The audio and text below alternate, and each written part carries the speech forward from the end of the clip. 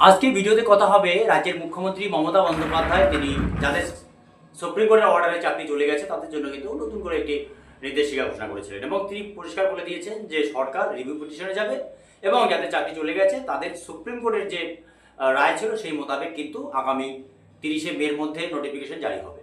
31শে মের কথা বলেছিল সুপ্রিম কোর্ট, রাজ্য সরকার আজকে রাজ্যের মুখ্যমন্ত্রী বলে দিলেন যে না, এটা 30-এর মধ্যে তারা নোটিফিকেশন জারি করছে।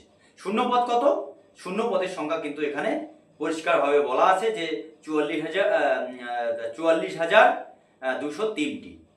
ঠিক আছে, এখন প্রশ্নটা হচ্ছে যে বিভিন্ন জায়গায় বিভিন্নভাবে আপনারা জানেন যে কুন্তল হোক বা প্রাক্তন শিক্ষামন্ত্রী পার্থ চ্যাটার্জি হোক, তারা কিন্তু বিভিন্নভাবে জেল খেটেছে।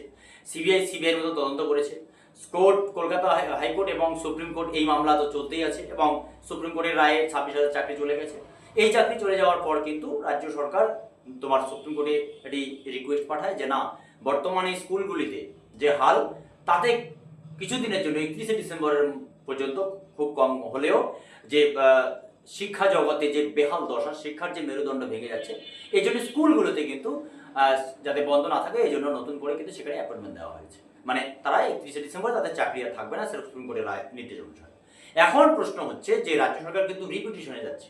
Supreme court